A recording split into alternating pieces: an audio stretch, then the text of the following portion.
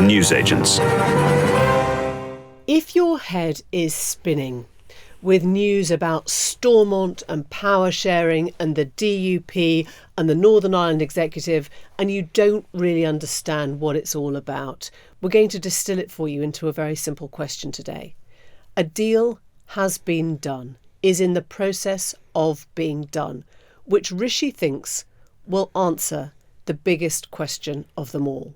4 years after we've left the EU, to the day, has he finally squared the circle to get Brexit done?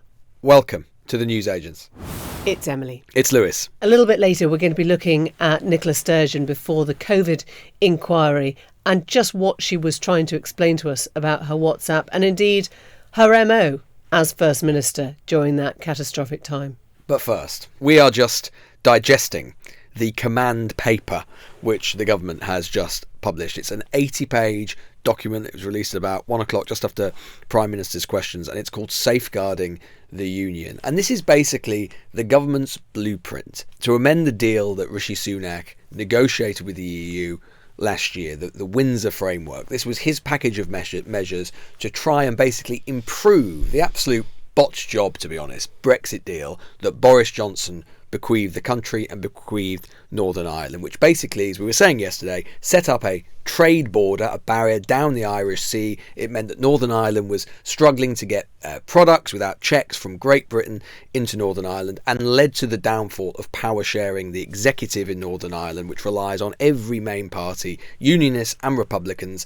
being part of it at the same time, because the Unionists left because they said they could not tolerate this Brexit deal and this trade border down the Irish Sea. And this set of improvements, or this set of new measures that Sunak and his government are publishing today, does seem to have got the DUP finally on board and signed up to it, which means that power sharing can finally resume. Yeah, full disclosure, we're sitting here with the Commons on, watching the MPs trying to work out exactly what we're trying to work out now, which is 80 pages of small print. What does any of it mean? And who is potentially coming out well and who is coming out worse? And I guess in the room you have the DUP, which is the party of Northern Ireland that was most pro-Brexit, but is really, really concerned that it doesn't differ from the rest of Great Britain. But you also have the Brexiteers, particularly the sort of strong group of the ERG. We used to talk about the ERG group so hard, the hard Brexiteers, who want to make sure that whatever the Prime Minister is doing, he's not selling them out on Brexit. If you hear us use words like divergence or alignment, you're allowed to throw things at us. But essentially, this all comes down to how closely we are working alongside the EU and its rules, and how far we're moving away from the EU to, if you like, do our own thing, take back control, show our sovereignty, and make things up as we want to do them. And so really what we're trying to find out now, and everyone that gets to their feet in the Commons is raising different questions, which shows you just how sort of fresh the new is coming through. We're trying to work out who's happy, bluntly, and who isn't. Yeah, and so far, at least, there has been relatively little sign of dissent, although, as Emily said, that's partly because this has just been published and people are digesting it.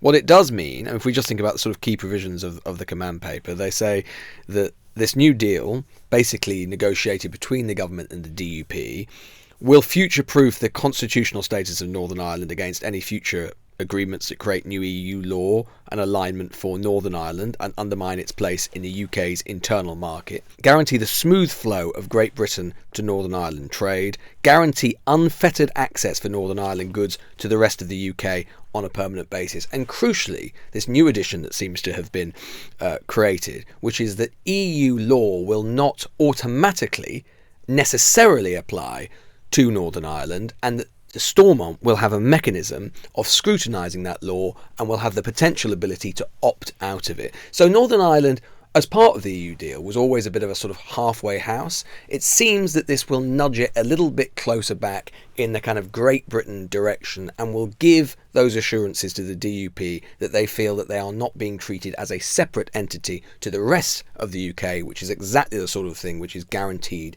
to arouse the ire of any unionist. Yeah, we're recording just before 2 o'clock, and it was about 35 minutes ago that the Northern Ireland Secretary, Chris Heaton-Harris, leapt to his feet to set out a few points in this plan. Let's have a listen. Only yesterday we saw how quickly progress has been made, with a joint legal solution reached with the European Union on tariff rate quotas. This solution, to be taken forward at the next UK-EU Joint Committee, would ensure that Northern Ireland traders can benefit from the UK's independent free trade policy when importing agri-food goods, reflecting Northern Ireland's integral place in the UK's customs territory. And to maintain that focus on delivering in the interests of businesses for the future, we'll put in place new structures, such as a new independent monitoring panel to ensure a practical and pragmatic approach without gold plating. Third, this deal will recognise the importance of the connections across the United Kingdom now and in the future. A new UK East-West Economic Council will bring businesses and ministers together to identify the opportunities that unite us across all parts of the United Kingdom. And a new body, Intertrade UK, will promote and facilitate trade within the United Kingdom, recognising that whilst international trade is important, so too is the vital trade that occurs within our internal market. And finally, this deal will help put Northern Ireland's public services on a sustainable footing, with funding totalling over £3 billion to support public services in Northern Ireland, providing a solid foundation for the executive to deliver better outcomes in the day-to-day lives of the people in Northern Ireland.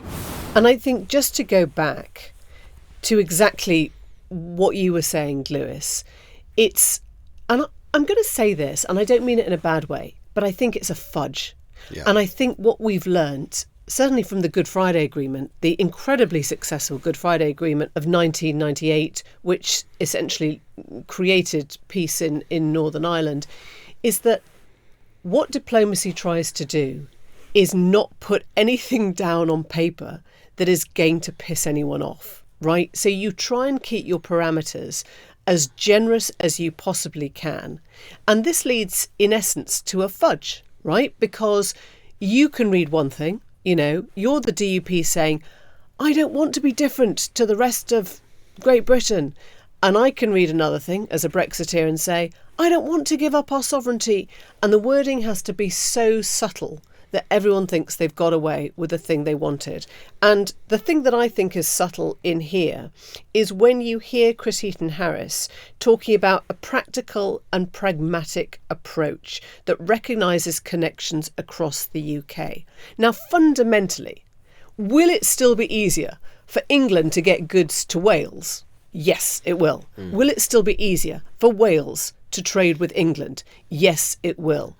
But what they're trying to do is find a way so that you can carry on trading in this sort of seamless environment, which is obviously Great Britain and Northern Ireland, within part of the same framework, and still allow for the EU to trade with Northern Ireland as well, because they're joined on that island.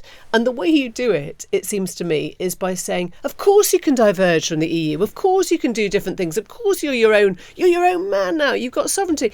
But could you just check with us first? Yes. But if you're going to change the law, can we just put a minister there to tell us what you're going to do? Is there a monitor? It's is there a divergence monitor in the classroom now? Because we just need to run everything through them. They're using words like pragmatic, which means, yeah, of course we'll let you do whatever you want, but just run it past us first. Yeah, and the interesting question, of course, is why is it that Sunak has managed to achieve this greater flexibility from all parties, DUP to some extent, although the DUP, I think with some justification, are saying, this is a victory for them. They were told that they couldn't reopen the Windsor framework. Downing Street are saying they haven't done that. I think most people looking at this will say it's being reopened to some extent, that there has been a bit more greater flexibility from the EU. Why is it that Rishi Sunak is able to achieve that in 2024 in a way that previous prime ministers were not able to do previously? For example, most notably, I suppose, Theresa May. And I think the answer to that is partly Sunak has got a bit more credit in the bank with the EU. He's trusted more than, say, Boris Johnson was, or Liz Truss would have been if she'd been there for longer. He's displayed a certain level of pragmatism and an absolute, in fairness to him and to his Northern Ireland Secretary, Chris Heaton-Harris, they made this a priority, they've worked hard at it, and they've got some result. They said that they wanted this to happen. It was an important thing, and it will be, if it comes to pass, an important part of the Sunak legacy. I think the other part of this is simply time. Frankly, we are in 2024, the heat and fury, the fire and fury of the Brexit years has dissipated by comparison to, say, 2018, 2019, 2020. Even from some of the most ardent Brexiters, they feel things a little bit less passionately and a little bit less zealously. Not all, but some. I mean, who is sat next to Chris Heaton-Harris in the House of Commons right now? It is, of course, Steve Baker, famous so-called hard man, Brexit hard man. It's never a title I won't enjoy. No, bless him. He said he doesn't enjoy it necessarily now in retrospect. But, he was one of the most absolute hardliners on all these sorts of things. He himself has been crucial in putting this deal together. So time has elapsed on all sides. It just means that they can show a little bit more flexibility than they could have done or would have done back in 2018, 19, 20. I'm going to say one thing, actually, just to pick up on that, which is that I do think this looks remarkably similar, from what we know so far, to the very first Brexit bill that we ever heard about, which was Theresa May's backstop. And I think there's one reason that didn't work, and that was because Boris Johnson wanted her job. I mean, you're right, it was about time, but it was also about him scuppering any sense that she had a solution, because Boris Johnson wasn't a deal maker. I mean, famously, he didn't want to use diplomacy. He wanted to rile the French. He wanted to get the EU angry, and he succeeded. He didn't really want a deal. He wanted to be the hard man of Brexit. He wanted to say, oh, if they don't like it, they can go and stuff it, and I'm going to drive a digger through a wall, or whatever he used to do, right? So that was why it didn't work. Rishi Sunak has always been a different kind of politician, not necessarily a domestically more successful one, but much more of a diplomat. Found it much easier just to talk, to talk to foreigners, right? To talk to people in the EU. And I think you're right that now it has taken us 8 years, and certainly polls now showing that, I think the latest Ipsos one today from Kieran Pedley shows us 57% of Britons think that a Brexit wasn't a success. It becomes much harder in retrospect, having done 8 years of this, to go out with your flags, singing the tunes and saying it's all going to be marvellous, when it clearly hasn't worked for very many people, except for the very rich, I should say. Well, indeed. In terms of what happens next, the government is going to introduce a series of statutory instruments. These are sort of changes to legal regulations in the House of Commons to put this into effect. They're going to introduce new primary legislation to amend the EU Withdrawal Act, which took us out of the EU and set up the current framework around GB-NI relations. And I suppose the question is how the politics unwinds. I mean, the number 10 are saying that this was a deal negotiated between the UK government and the DUP. It seems completely unlikely, in fact incredible, that Brussels actually wasn't paying very close attention to all of this and being consulted the whole way. They wouldn't have announced it, I think, unless Brussels was signed up to it. The DUP are happy, so they're going to sign up to it, which means that we are going to have power sharing back, probably, and that means that we're going to have a Sinn Féin minister for the first minister for the first time. As we were saying yesterday, genuinely massive historic moment. Yeah. There's never been a nationalist leader of Northern Ireland before. It's literally what the borders of Northern Ireland were set up to try and ensure doesn't happen. The question is will there be internal resistance within the sort of Brexiter rump of the Conservative Party about this question of whether the UK, as the sort of cost of this, will find itself continuing to align EU law? That is something that Priti Patel, the former Home Secretary, asked Chris Heaton-Harris, the Northern Ireland Secretary, about in the Commons this afternoon. Northern Ireland's economic lifeblood is linked to the rest of GB, and I concur with the rest of my colleagues that have spoken on this issue. It is vital that we ensure that the ability to diverge and have the freedom to secure Northern Ireland's economic lifeblood, but also the prosperity of Northern Ireland, absolutely remains. And with that, can I ask the Secretary of State and this government to ensure that they have the full ability to do that, and they will be backed up by this government in Westminster to do so? I thank my right honourable friend for her question, and she's absolutely right. And I am absolutely delighted to give her the assurance she asked for, because this will not reduce our ability to diverge, nor our commitment to do so, should it be in the interest of the United Kingdom. I think it's really interesting that he was very happy to take that question and to answer it, because in his mind, he can honestly say, we've thought about that, you'll be happy. I was talking to, I guess, one of the leading Brexiteers, and I said, are you happy with this? Does it sound workable? And they got back to me and said, I think so. I think so means we're still reading the detail. I think Heaton Harris has done well. And I think, just to go back to the title of the bill that you mentioned at the very beginning, Lewis, that's really important, because they're calling it Safeguarding the Union. Now, that is not a coincidence. What they're trying to do is to say to anyone who might not like this, hang on, you are risking breaking up the United Kingdom. Look at what's happened with the SNP in Scotland. Look at all the clamours over sort of a united Ireland that are coming from across the border. This is a way of establishing Northern Ireland as part of the UK. By restoring power, you make sure that we safeguard the union. And I think they will sort of hold that up as a kind of, a red flag, saying, you don't like this? Well, on your head be it then. If Northern Ireland ends up uniting with the rest of Ireland, you won't like that very much either. Yeah, it makes it a bit harder, although certainly not impossible, for sort of the ERG Brexiteer rump to oppose it, because the DUP are signed up to it.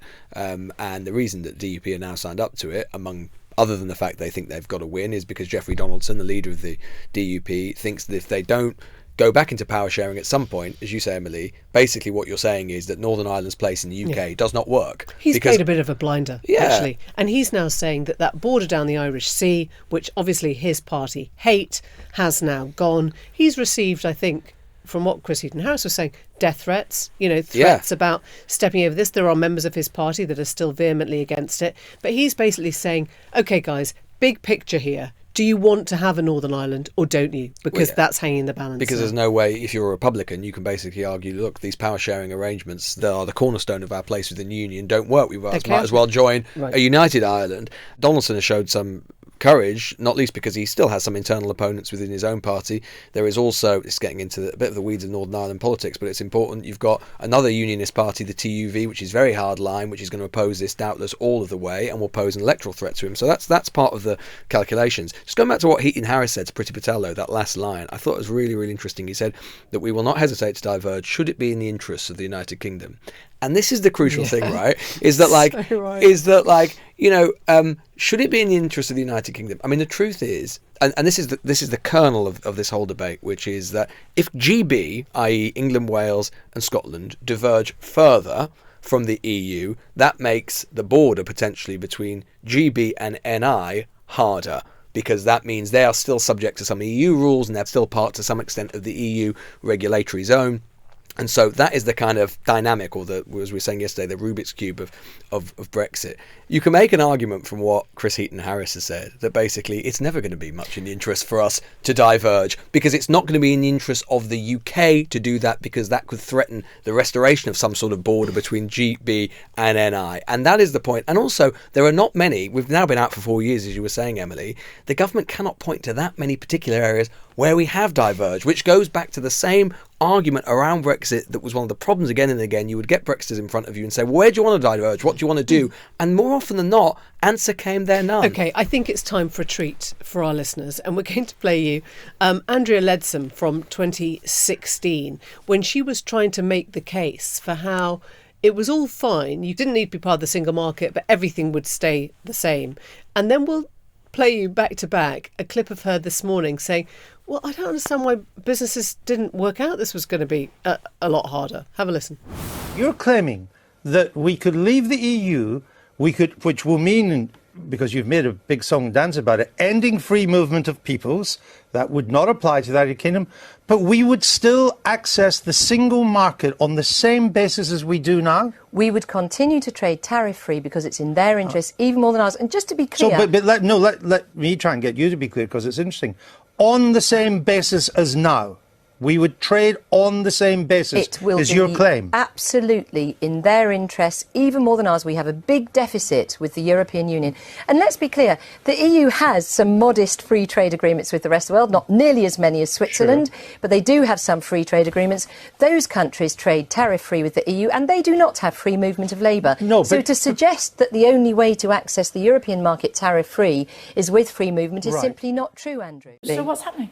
Do you mean the plant checks? Yes. Yeah, so essentially that is one of the points about leaving the single market, is that there is increased checks at the borders because you're not in the single market. That's absolutely known about ever since 2016 when the decision to leave the EU was made. Businesses always face the cost of doing business. Businesses knew at the time of Brexit that in leaving the European single market, there would be additional checks at the border because, by definition, we were no longer in that single market. There was no surprise about that. I mean, the hypocrisy is off the charts. I mean, it is laughable that there were people telling us in 2016 that everything was going to be fine, that we were creating problems by even asking the questions. She, for one, told me off for not being patriotic enough when I asked questions about how the Brexit deal was going. But I think what was part of the kind of understanding then was that we were going to have all these free trade deals with the United States, for example. Now, why, horrible word, divergence, why it matters is if America chlorinates its chicken, yes, we are back to chlorinated chicken, if America injects hormones into its beef, then we have to decide if we want that, if we don't mind lowering the standards of the food that's coming into our country. And the EU definitely doesn't want that and has already said no.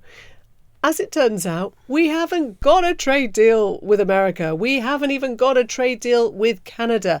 They don't particularly want to do those free trade deals with us, or so it seems at the moment. So all those kind of questions about will we go our own way, they're completely irrelevant.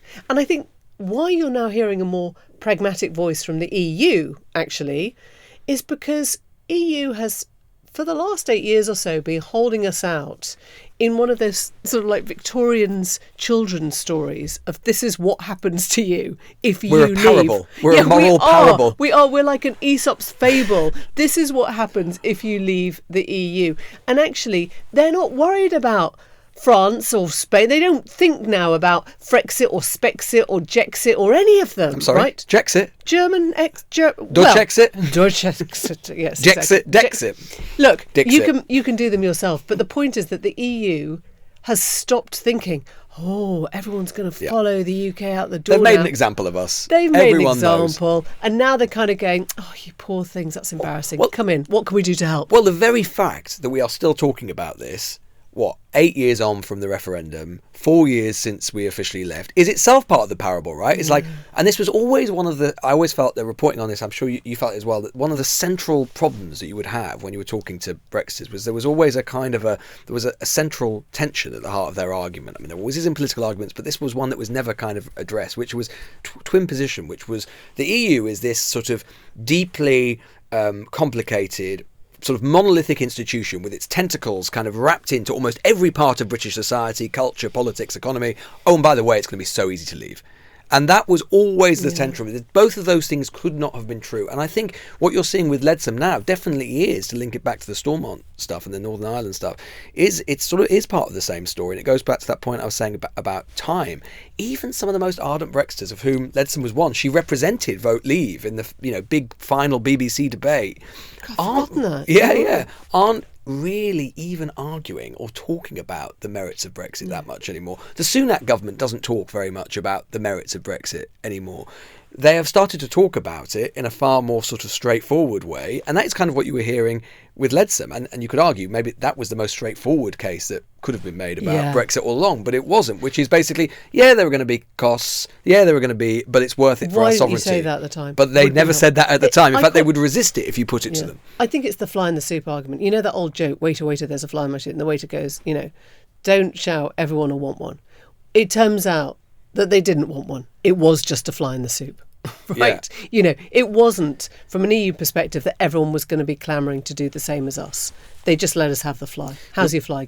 What it means is, in terms of if the fact that Brexiters, even ardent Brexiters like Leadsom, aren't putting it at the centre of their politics anymore, and aren't still proselytising the idea that it's all going to be sunlit uplands and so on. What it means is it's given Sunak the space to entertain possibilities that his predecessors either couldn't have done or wouldn't have done. And then you've already alluded to that Ipsos poll, Emily, and it also shows this isn't just something that's happened within the Conservative Party, it's happened with the wider public, right? When you say 57% now think Brexit was more a failure than a success, 7 in 10 aged under 35 think it's been a failure, 13% think it's more a success than a failure, and Conservative voters themselves are deeply split about it. So even when the public are reasonably assured about it, when all of the energy has been drained from that conversation, Sunak has ironically enough, more bandwidth to do things that his predecessors couldn't. I think that's right. And I think, if ever proof were needed that all politics is personal, actually, it kind of starts here. And I don't mean that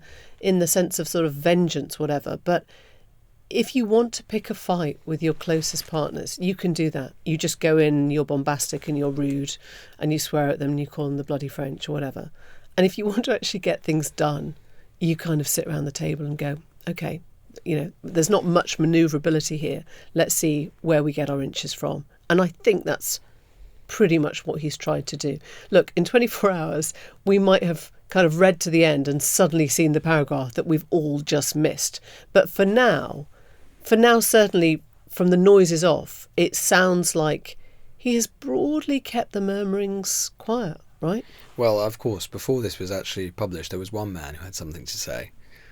Someone, the godfather of it all.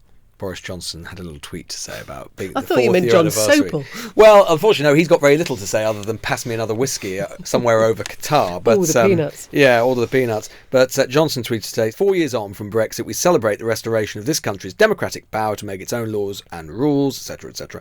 We must retain the appetite and the courage to diverge from the low-growth, high-regulation European model. We must at all costs avoid a return to anything remotely like the disastrous Chequers formula, Theresa May's deal, whereby artificial concerns about the border between Northern Ireland and Ireland are used to keep the whole of the UK in alignment with EU rules. Everyone Feels is very thinking about their 2019, legacy, doesn't it? Everyone is thinking about their legacy, right? Boris Johnson wants you to remember how terrible Theresa May's deal was. Theresa May wants you to remind people, presumably, that her backstop was pretty close to this. And Rishi Sunak wants to go out saying, at least I actually solved the problem. He's a man without an army right now. In a moment, we'll be with a tearful Nicola Sturgeon talking to the COVID inquiry about how she dealt with COVID and her WhatsApps, whether they were deleted or just removed.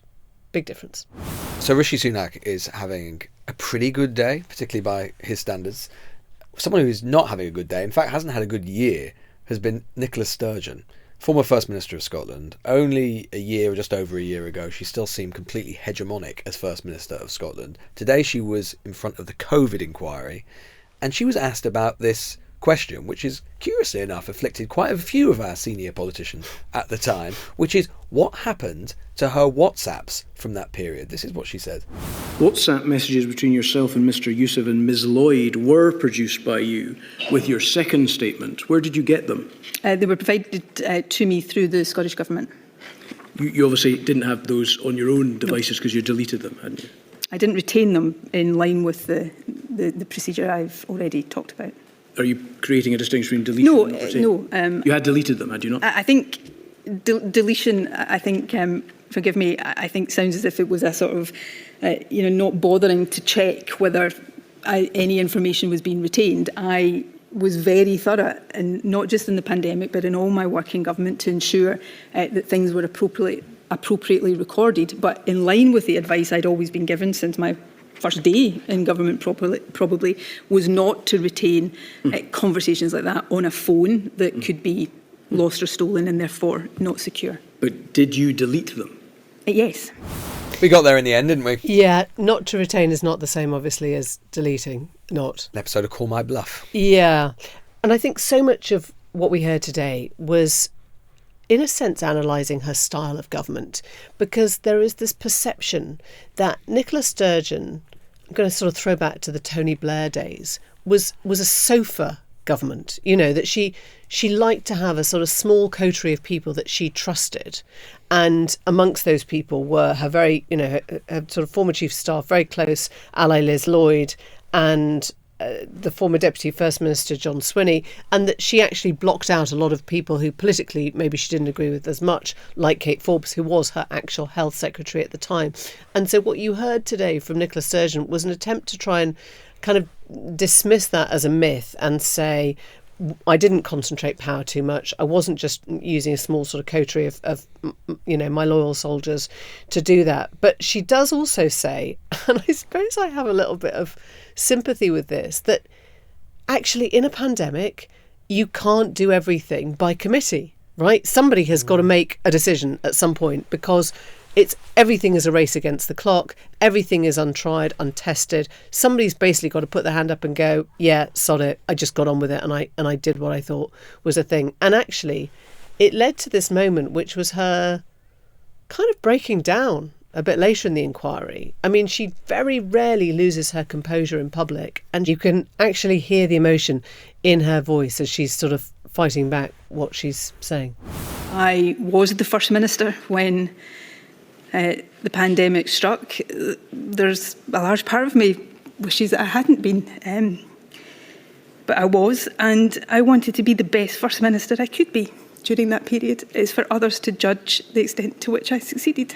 Yeah, I mean, pretty extraordinary. I certainly have never heard her that emotional. I mean, she's a very, very, very seasoned politician, and that is unusual. And, it is a reminder that politicians were dealing with terrible conundrums and terrible policy questions, and it must have exerted an enormous toll. That said, of course, I think the earlier part, that early exchange about her WhatsApp messages, is a reminder of just what a transformed political figure she's become in a very, very short space of time. I mean, during the pandemic itself, she was being hailed not only by her own party, but by, she was very popular among the Scottish public. She was regularly contrasted with Boris Johnson in particular. The idea that she was a far more effective communicator, that she was very much more on top of things, and in different ways, I suspect, that is true. But of course, she has likewise, similar to Johnson, been afflicted by the stench of scandal in every direction about different things. Obviously, we know what's happened in terms of the SNP party finance scandal, and indeed here around WhatsApp messages. Just as Boris Johnson's WhatsApp messages mysteriously disappeared, so indeed Nicola Sturgeon's have as well. You heard her justification there, where she was saying, well, I was instructed, and as indeed other ministers were, that these should be regularly removed from phones at after frequent intervals, because the phones could end up in the wrong hands. But the idea, of course, is that copies should be retained. And the question here, or the problem here, is that the copies were not retained, or the copies were not made. We're still seeing some of them, because of course if you send WhatsApp messages, someone they're being sent to someone, and some of their messages have been retained. Isn't it funny? That is the funniest thing about WhatsApp, is that when it was first introduced, do you remember the whole idea of WhatsApp was that it was unbreakable? It was a code that nobody could get. Encrypted. It was super encrypted, and of course what we didn't realise was that actually anyone can send a WhatsApp message to anyone else. And screenshot it. And I wouldn't be surprised actually if whatever stripe of government we see next, the sort of policy by WhatsApp is absolutely outlawed. I cannot imagine any politician going down that route again. But I do think actually that this is the weirdest thing of all. There was a personality difference between Johnson and Sturgeon, in the sense that, I still actually believe her when she says, I took notes. She did actually. Yes. She did actually sort of commit to trying very hard to get to the bottom of what was going on. And Johnson may have also worked incredibly hard, but the attitude he gave off was of being absolutely cavalier. Well, I remember from the shaking of hands to the partying to all the rest. I think it's very hard now to separate out Boris Johnson from what we know about partying, and Nicola Sturgeon from what we now know about the blue forensic tent and the motorhome. Because actually, when you look at the numbers, and it's a terrible metric, but when you look at the death numbers from COVID, the countries are pretty similar, which kind of leads you to this, awful recognition perhaps that whatever we did, and it wasn't just us, it was all over Europe and anywhere, let's say with the exception of America, who was kind of on an anti-vax planet of their own for some parts, it was broadly in keeping with how the population fared anyway in terms of its health. Yeah, I remember two conversations which are germane to that. One, I remember interviewing the former Scottish chief medical officer, the equivalent of Chris Whitty, on when I was doing some reporting in Scotland during the pandemic, and talking to him about what Sturgeon was like in terms of briefing her. There had been a sort of similar dynamics, not nearly as intense, obviously, I think, during the sort of swine flu epidemic. And he said, he briefed her for that. And he said, she was a very, very dutiful kind of pupil, if you like. He almost gave her kind of tutorials on all the things about epidemiology. Yeah, exactly. What was the thing that Johnson accused Cameron of, maybe, about the idea of being a girly swat, right? That there was this, she was extremely conscientious. Yes, and that's an unpleasant way of saying actually someone who has got conscientiousness and applies themselves properly. And I have no doubt that would be true about Sturgeon. But I also remember another conversation I had with another epidemiologist really quite early on in the pandemic, and them saying, I was likewise trying to get my head around this stuff with which I'm not necessarily that familiar or familiar at all, and him saying, I was asking him about what different effects the different MPIs, so-called, the non-pharmaceutical interventions, lockdowns, regulations, all this sort of stuff would make on the course of the pandemic. And I remember him saying, look, it's going to make some difference around the edges for sure. But I think ultimately when we get to the end of this, it feels like the virus is going to do what the virus is going to do. Basically, he was saying that there was a great deal of path dependency in different populations and countries that was already set in stone. You allude to it, Emily, around kind of, how healthy the population is already. What the healthcare systems the healthcare systems are like. And, if you look at the metrics around, how well or badly different countries have done, guess what? Usually at the top of the table, it's exactly the sort of countries that tend to be at the top of the table for all sorts of other stuff. The Scandinavian countries, Switzerland, all of these countries that, have very high incomes, very good healthcare systems, quite homogenous populations who listen to the governments, all these sort of things. They tend to, even Sweden, which had a totally different kind of approach, actually, didn't do too badly according to lots of metrics. So, I think in the end, we used to obsess a lot about the differences between the different sort of four nations of the UK and their approach in leaders. As you say, actually, if you look at the metrics, there isn't that much difference between them in the end, which talks to actually how aligned in lots of ways the different nations are. Yeah, it's also worth... the worst thing about WhatsApp, obviously, is that you also find out what everyone really thought about you. Yeah. And the man that she essentially endorsed to be her successor, Hamza Yusuf, sounds like he didn't lose all his WhatsApp messages. He's got them and they've seen them. We've seen them. And privately, he once said that challenging her was like taking a bullet, right? In a way, kind of flattering, shows that you know your mind. In another way, doesn't suggest that you're a big fan of consensual or sort of collegiate politics. And so I think that she's also kind of trying to fend off questions, not just about what those around her on her side felt, but whether she brought constitutional politics, and essentially we mean SNP, Scottish independence, into the way she dealt with COVID. And she has fiercely rejected that. Well, Michael Gove accused her of that. Exactly, yeah. But that is something that has followed her around here. Maybe you can say it would, wouldn't it? Yeah. And the idea that the Westminster government wasn't indulging now and again in a bit of its own politics is pretty fanciful. I think the thing about Sturgeon is, and on that command and control thing, is it's always the way, isn't it? So often politicians' greatest strengths, the reasons why they ascend and why they stay there, is often... The flip side is their vulnerability and weakness. And that we've sort of seen that with Sturgeon. There's no doubt, in so many ways, she was a deeply commanding leader. She dominated Scottish politics for a decade. And yet, as we've seen, not only in potentially her approach to COVID, but even, the finance scandal that has now rocked the SNP, part of that, not all of that story, but part of that story is the real kind of centralisation of power that she and her husband, the chief executive of the SNP, had over the party apparatus, sometimes leading to opacity, to secretiveness. And that is something that she was being accused of internally within the SNP when they dared to whisper it. And when the House of Cards fell, it really fell. And so now we see a figure who, when she came on the show, when I went up there, Scotland, I think literally only a year ago, she was still a First Minister. She was in some political trouble, but there was no real sense that she was about to fall. My word, looking at her now, it's an extraordinary fall so quickly in terms of her reputation. And that is obviously problematic for her. But it is a problem for Yusuf in all sorts of ways. He was her handpicked successor. That got him over the line just against Kate Forbes. It is now an anchor around his neck, an albatross around his neck, because every time he tries to get on the front foot about anything, the spectre, the shadow of Sturgeon looms so long as it is doing today. And particularly if confronting her was like taking a bullet, it suggests that he didn't have the strength at the time to stand up to her that much. Yeah, and how do you, as the man who was his a sort of chosen successor, and you inhabited that role, how do you break out of it? Yeah. Politically, it's really, really hard. We'll be back after the break. Now, My sense is that over the next 24 hours, people will be poring over that 80, 90-page... Ainty? Ainty? Did I just make up a number? Lovely little West Country there. Emily, you are a Maitlis. For sure, I am. An 80-page document I got on me right Safeguarding the Union. That's the one. That's what I'm all about. In Dorset.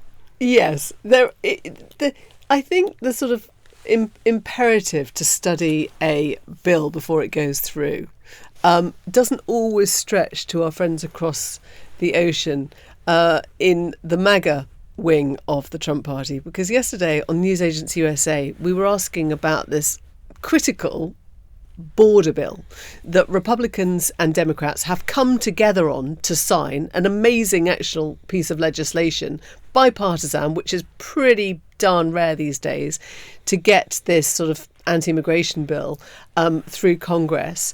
And we talked to Alfonso Aguilar, who was head of the Office of Citizenship under the George W. Bush administration. And this is what he told us. We don't need this deal. I haven't seen the details, but I suspect that, Republicans would have to give in to a lot of Democratic demands. I think at this point it's unnecessary. I can't help thinking when you say that you don't support it, but you haven't seen the details of it. It might be great. Well, no, because it really takes away the focus on complying with current law. Well, how do you know? So how do you know? Why wouldn't you read the details of the bill? Well, I'm willing to read the details, but it's a bipartisan bill. I know that the Democrats, if it's a bipartisan bill, they put in that deal probably things that are probably not very good. And I think at this time, it's not necessary. My whole point is that it's not necessary. Why give in to Democratic demands on different issues when we don't need it? I think the point for Alfonso there is not so much that he hadn't read it, he hadn't retained it. He actually made a really compelling piece for why you would never need to read a bill. Yeah. And that was because you don't think you need legislation. I guess you just need executive orders or an autocrat who decides what he wants to do without Congress. I mean, that is kind of the logical conclusion. It's also a logical conclusion of the culture meets politics war, which is that 100%. Who needs to read? Who needs to read? Who needs to govern? Yeah. When all that matters is the vibes you're sending out about the politics and getting elected. By which point you don't need to govern again anyway. It's just one endless cycle. That was a bit of a pressing point on which to end, wasn't it? But we did get to hear the late great John Sopel there. So at the end, so that was nice. We miss him. We miss him already. Only 2 weeks to go. Bye. Bye-bye. The Newsagents. This is a Global Player original podcast.